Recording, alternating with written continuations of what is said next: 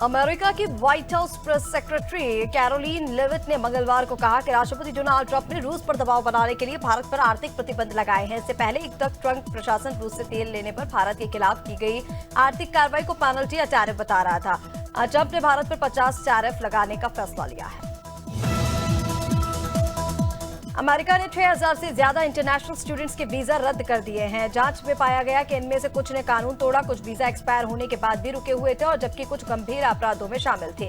America में रद्द किए गए 6000 वीजा में से लगभग 2/3 यानी कि करीब 4000 वीजा धारकों अपराधों में शामिल थे।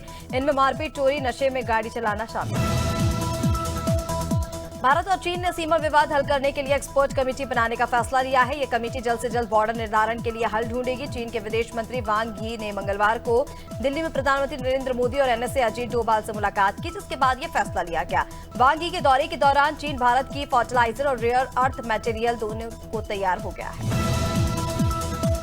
हमास ने गाजा में सीजफायर और इजरायली बंधकों की रिहाई के समझौते पर सहमति जताई। अमेरिकी, मिस्र और कतर की मध्यस्थता के बाद ये प्रस्ताव अमेरिकी दूत स्टीव विटकोफ ने जून में पेश किया था। इसके तहत शुरुआती 60 दिनों के सीजफायर के दौरान हमास जिंदा बचे इजरायली कैदियों को 2 चरणों में रिहा करेगा। साथ ही स्थायी युद्ध विराम पर बातचीत होगी। अमेरिकी राष्ट्रपति ट्रंप ने सोमवार को व्हाइट हाउस में यूक्रेन के राष्ट्रपति ज़ेलेंस्की और यूरोपीय लीडर्स के साथ मीटिंग की। इसमें रूस यूक्रेन के बीच सीजफायर पर सहमति नहीं बनी। ट्रंप ने कहा कि फिलहाल इतनी जल्दी सीजफायर संभव नहीं है। हालांकि मीटिंग में यूक्रेन की सुरक्षा गारंटी पर चर्चा हुई। ट्रंप ने कहा कि अमेरिका और यूरोपीय देश मिलकर इस पर काम करेंगे।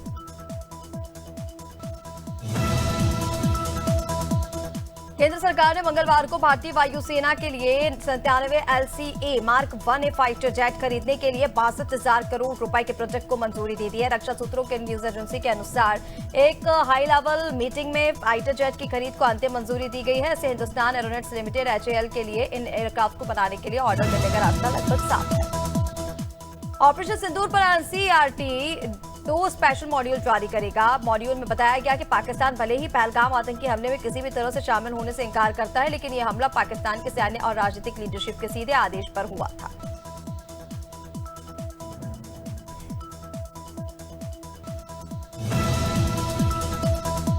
इंदौर से कटनी के बीच नर्मदा एक्सप्रेस ट्रेन के AC कोच से लापता छात्रा अर्चना तिवारी 12 दिन बाद यूपी में मिली है। भोपाल GRP SP राहुल कुमार लोढ़ा ने बताया कि अर्चना तिवारी को नेपाल बॉर्डर के पास यूपी के लखीमपुर खीरी से बरामद कर लिया है। 12 दिन से उसे मिट घाट के जंगल समेत अन्य जगहों पर तलाश किया जा रहा था। मंगलवार को उसे बरामद किया गया है।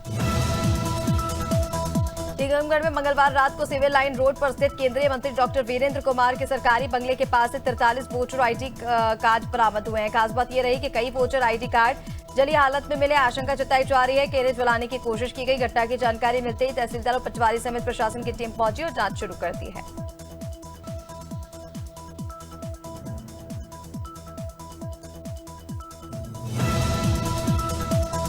और वहीं महाराष्ट्र विधानसभा चुनाव के आंकड़ों वाली सोशल मीडिया पोस्ट को डिलीट किया गया। संस्था के सह निदेशक संजय कुमार ने कहा कि पोस्ट किए गए आंकड़े गलत थे। ये गलती डेटा टीम से हुई थी। पॉलिटिकल एनालिसिस करने वाली संस्था ने 17 अगस्त को महाराष्ट्र विधानसभा की सीटों पर वोटों की संख्या कम होने के लेकर जानकारी दी थी। संजय ने माफी भी मांगी। उनका कहना है कि उनकी टीम ने आंकड़ों का गलत विश्लेषण कर दिया था।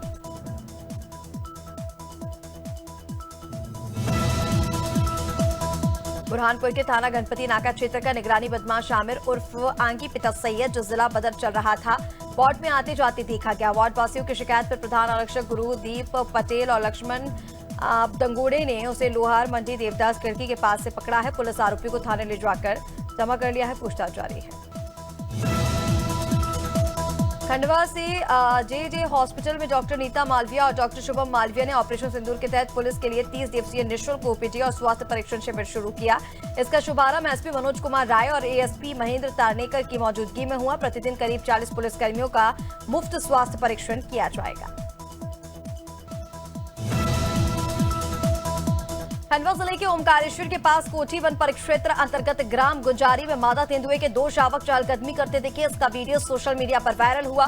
ग्रामीणों ने बताया कि इस क्षेत्र में तेंदुए और शावक अक्सर नजर आते हैं। ग्रामीणों की सुरक्षा को देखते हुए वन विभाग से शावकों को सुरक्षित रेस्क्यू कर अन्य जंगलों में छोड़ने की मांग की गई है।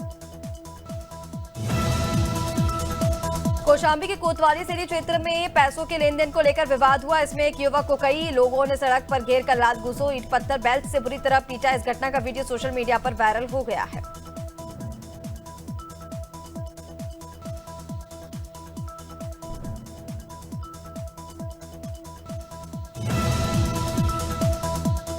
लोहिया थाना क्षेत्र की जाकिर कॉलोनी गली नंबर 26 में बाइक टकराने के विवाद में दबंगों ने परिवार पर चाकू से हमला कर आधा दर्जन से ज्यादा फायरिंग की। शादी समारोह में लौट रहे परिवार पर डेयरी संचालक और अन्य ने छेड़छाड़ और फायरिंग की। हमले में कई लोग घायल हुए, जिन्हें जिला अस्पताल भर्ती कराया गया। सूचना पर पुलिस मौके पर पहुंची और जांच पड़ताल में जुट गई।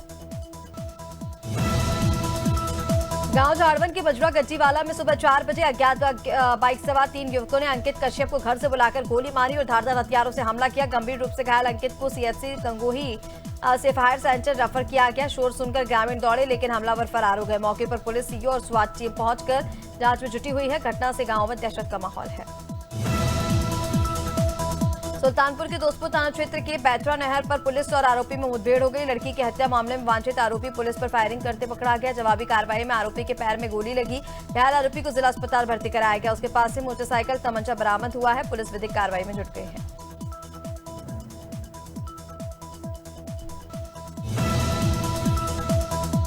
धार के अटवाड़ा स्थित लोक निर्माण विभाग के भवन को जिला प्रशासन ने देर रात पुलिस बल की मौजूदगी में ताले लगाकर अपने आधिपत्य में लिया। ये भवन पिछले 50 वर्षों से मुस्लिम समाज के कब्जे में था। सांस्कृतिक धरोहर रक्षा मंच की मांग पर एसडीएम कोर्ट ने आदेश दिया था। हालांकि कमिश्नर के यहां अपील पर 18 अगस्त तक स्टे था। शहर में सुरक्षा के लिए पुलिस बल तैनात किया गया है।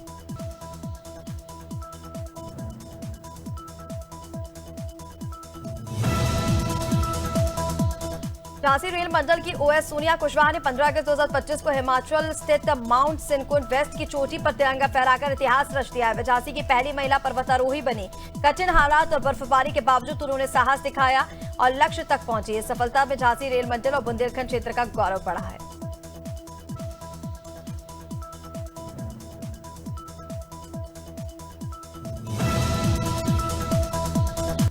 झांसी के एरच थाना क्षेत्र में बेतवा नदी से खुलेआम अवैध बालू खनन हो रहा है। खिरियाघाट पुल के पास ट्रैक्टर ट्रॉलियों से दिन दहाड़े चोरी हो रही है बालू की, और जिसका वीडियो सोशल मीडिया पर वायरल हुआ है। जलस्तर कम होने का फायदा उठाकर मजदूर नदी से बालू निकाल रहे हैं। खनिज विभाग की मिलीभगत का आरोप भी लग रहा है, जिससे प्रशासन की भूमिका पर सवाल उठने लगे हैं। मथुरा के थाना महावन क्षेत्र में बरेली जयपुर हाईवे पर मनोहरपुर के पास केमिकल से भरा टैंकर पलट गया, जिससे भीषण आग लग गई। धमाकों से टैंकर की कैबिन फट गए। आग बुझाते समय दमकल कर्मी और एक दरोगा मामूली झुलसे। आग के कारण हाईवे पर यातायात बाधित हुआ। रिफाइनरी और दमकल विभाग की 5 गाड़ियां मौके पर आग बुझाने में जुटी। उन्नाव के बांगरामऊ में क्षेत्र में हरदोई मार्ग पर मेरी कंपनी मोड़ के पास डीसीएम और मोरंग लदी डंपर की आमने सामने टक्कर हो गई और जिसमें भीषण आग लग गई। हादसे में डीसीएम और डंपर चालकों समेत 3 की मौत हो गई, जबकि डीसीएम सवार सोनू ने कूदकर जान बचाई। दोनों वाहनों में आग लगने से घंटों रेस्क्यू चला। पुलिस ने शव को कब्जे में लेकर पोस्टमार्टम के लिए भेज दिया है। बराड़ी साइड में आयोजित विधानसभा मानसून सत्र के दौरान विपक्ष ने कार्रवाई स्थगित करने के बावजूद सदन में रात भर धरना प्रदर्शन किया। कांग्रेस विधायकों की मांग है कि नैनीताल मामले में संलिप्त अधिकारियों के खिलाफ सख्त से सख्त कार्रवाई की जाए।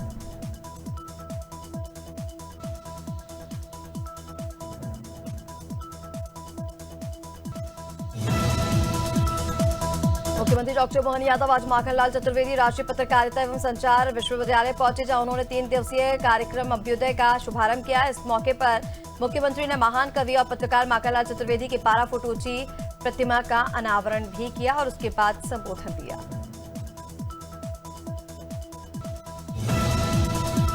जांजगीर चांपा जिले के करीब 400 संविदा स्वास्थ्यकर्मी 18 अगस्त से अनिश्चितकालीन हड़ताल पर बैठे। ये आंदोलन छत्तीसगढ़ प्रदेश एनएचएम कर्मचारी संघ के बैनर तले किया जा रहा है। कर्मचारियों का कहना है कि सरकार की बेरुखी से आक्रोशित होकर उन्होंने इस बार अनिश्चितकालीन हड़ताल का फैसला लिया है।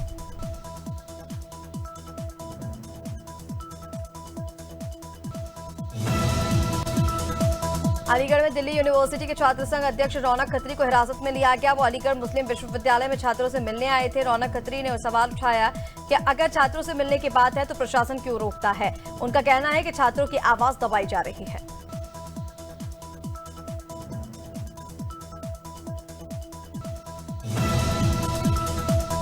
बालाघाट जिले के नक्सल प्रभावित गांव में पुलिस नक्सली की मां के लिए हमदर्द बनी है। मामला रशीमेटा गांव का है, जहां रहने वाली संगीता पंद्रे पर नक्सल गतिविधियों में शामिल होने के चलते 45 लाख रुपए का इनाम घोषित और पुलिस उसकी तलाश में जुटी हुई है।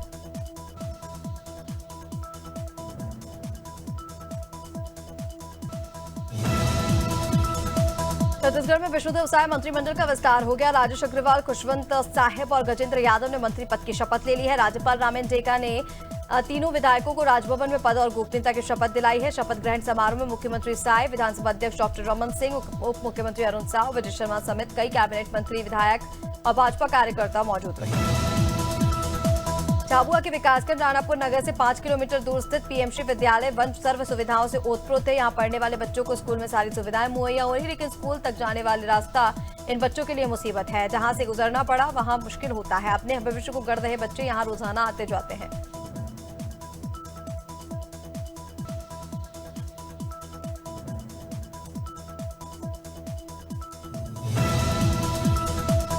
और दिल्ली की मुख्यमंत्री रेखा गुप्ता पर सीएम आवास में जनसुनवाई के दौरान हमला हुआ। बताया जा रहा है कि उन्हें थप्पड़ मारा गया। दिल्ली बीजेपी अध्यक्ष वीरेंद्र सक्सेना ने कहा कि आरोपी ने सीएम का हाथ पकड़कर खींचा, वह मेज को कोने से टकराई, सिर पर चोट आई। थप्पड़ वाली बात गलत है। फिलहाल पुलिस ने हमले करने वाले शख्स को पकड़ लिया है, पूछताछ जारी है।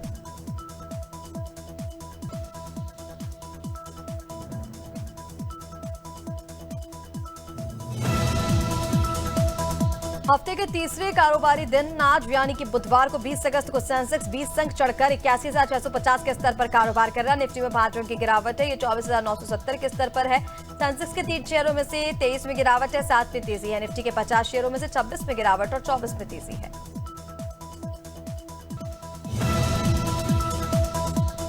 रिलायंस जियो ने अपने सबसे सस्ते 1 GB डेली डेटा वाले प्रीपेड प्लान्स को बंद कर दिया है। इन प्लान्स की कीमत 209 रुपए और 249 थी। एक दिन में 22 दिन और दूसरे दिन में 28 दिन की वैलिडिटी के साथ अनलिमिटेड कॉलिंग और 100 SMS की सुविधा मिलती थी।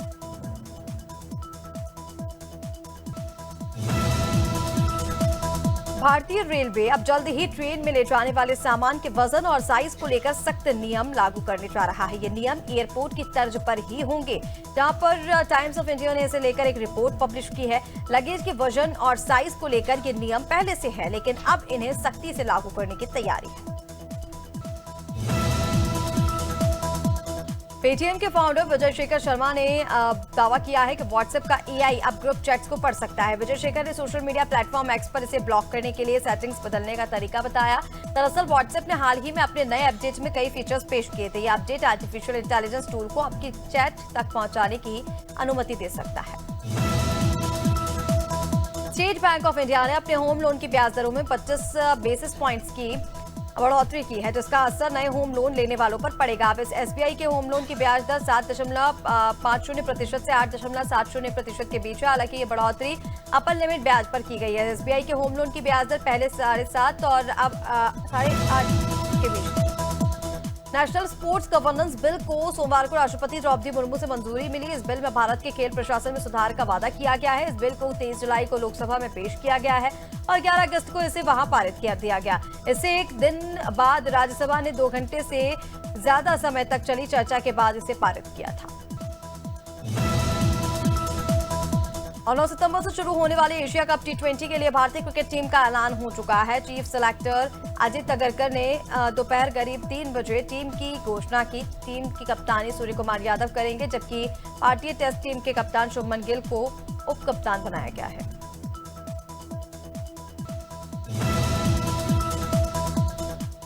पाकिस्तान 29 अगस्त से शुरू हो रहे एशिया कप का हॉकी टूर्नामेंट से अधिकृत रूप से हट चुका है। इतना ही नहीं, ओमान ने भी अपने नाम वापस ले लिया है। ऐसे में बांग्लादेश और कजाकिस्तान को मौका दिया गया। हॉकी इंडिया से एक सूत्र ने बताया कि मंगलवार सुबह पाकिस्तान हॉकी फेडरेशन ने भारत आने से अधिकृत तौर पर इंकार कर दिया है।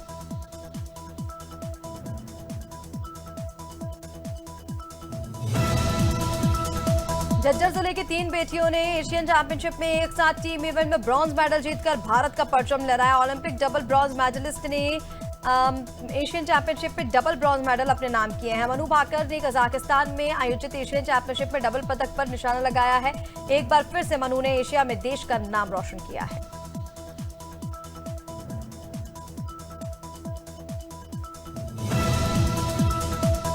शिल्पा शेट्टी के पति राज कुंद्रा क्रिकेटर हरभजन सिंह की पत्नी और एक्ट्रेस गीता बसरा अपने पति के साथ गोल्डन टेंपल माथा टेकने पहुंची। उनके साथ बॉलीवुड एक्टर गोविंदा की पत्नी सुनीता आहूजा भी अरदास करने पहुंची। अभी कलाकार नई पंजाबी फिल्म मेहर की रिलीज से पहले नतमस्तक होने पहुंचे हैं, तो वहीं सुनीता आहूजा ब्लॉग बनाने आई थी। मुंबई में भारी बारिश के चलते रेड अलर्ट है और इसी बीच अमिताभ बच्चन के बंगले में भी पानी भर गया, जिसका एक वीडियो सोशल मीडिया पर वायरल हो रहा है। वीडियो बनाने वाले फैन का दावा है कि बारिश से पानी भरने के बाद अमिताभ बच्चन खुद वाइपर उठाकर पानी साफ कर रहे हैं। अमिताभ बच्चन का प्रतीक्षा बंगला जुहू के पौष इलाके में है।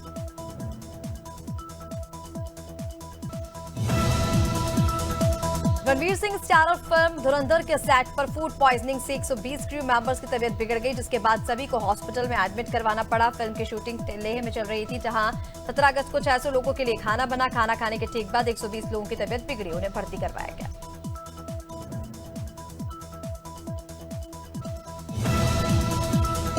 सुशांत सिंह राजपूत और अंकिता लोखंडे स्टारर सीरियल पवित्र रिश्ता में आई का किरदार निभाने वाली मराठी एक्ट्रेस उषा नाडकर्णी 4 दशक से अकेली रह रही हैं। हाल ही में उन्होंने स्पष्ट बात की और बताया कि शुरुआत में उन्हें अकेलेपन से डर लगता था, लेकिन अब उन्हें इसे अपना लिया है। वो भी ये भी बताती है कि उनका बेटा भी उन्हें अपनी मां नहीं मानता, क्योंकि उसका पालन पोषण उसकी नानी ने किया था। शिल्पा शेट्टी और राज कुंद्रा 16 साल से शादी के बंधन में हैं। इस दौरान तमाम उतार चढ़ाव दोनों ने बखूबी एक दूसरे के साथ दिया है। साल 2009 में शादी करने से पहले दोनों रिलेशनशिप में रह रहे थे। इस रिश्ते की पहल राज कुंद्रा की तरफ से की गई थी। हाल ही में एक इंटरव्यू में राज ने बताया, जब वो शिल्पा को प्रपोज करने गए तो उन्होंने उनके सामने भारत न छोड़ने की शर्त रख दी थी। तारक मेहता का उल्टा चश्मा पिछले 17 सालों से टीवी पर दिखाया जा रहा है। ये शो गोकुलधाम सोसाइटी में रहने वाले अलग अलग परिवारों की मजेदार कहानियां दिखाता है। अब शो में एक नया परिवार जुड़ गया है। इस नए राजस्थानी परिवार का परिचय खुद शो के निर्माता असीत मोदी ने एक प्रोमो वीडियो के जरिए दिया है। इस परिवार में 4 सदस्य हैं, पति पत्नी और उनके 2 बच्चे। मध्य प्रदेश के जबलपुर, रतलाम समेत 23 जिलों में बुधवार को भारी बारिश का अलर्ट है। इंदौर, उज्जैन और ग्वालियर में हल्की बारिश होने के आसार हैं। भोपाल में सुबह से रुक रुक कर पानी गिर रहा है। नर्मदापुरम में तवा डैम के 13 में से 5 गेट 5-5 फीट तक खोले गए हैं। उनमें से 43,000 से ज्यादा क्यूसेक पानी छोड़ा जा रहा है।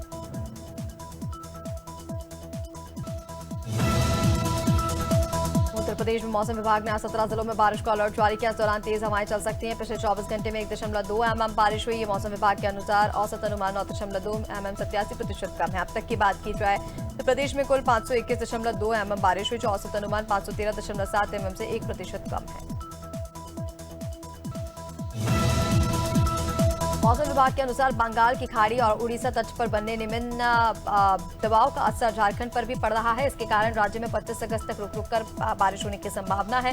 विभाग ने कई जिलों के लिए अलर्ट जारी किया। मंगलवार को भी दिन पर रुक रुक कर बारिश होती रही। आज भी सुबह अधिकांश जिले में बादल छाए हुए रहे। राजस्थान में बारिश का दौर जारी है। मौसम विभाग ने आज भी 23 जिलों में बारिश का अलर्ट जारी किया है। इससे पहले मंगलवार को जयपुर, उदयपुर, बांसवाड़ा, सिरोही, दौसा समेत कई जिलों में हल्की से मध्यम बारिश हुई। बारिश के साथ बढ़ रही उमस भी लोगों को परेशान कर रही है। तापमान में भी बढ़ोतरी हुई है और मौसम विभाग ने भी राज्य में अगले 3 से 4 दिन इसी तरह का मौसम रहने का अनुमान जताया है।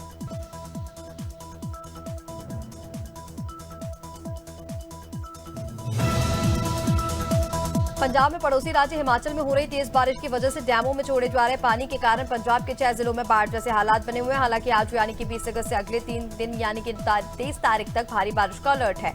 कुछ स्थानों पर हल्की से मध्यम बारिश की संभावना जरूर है।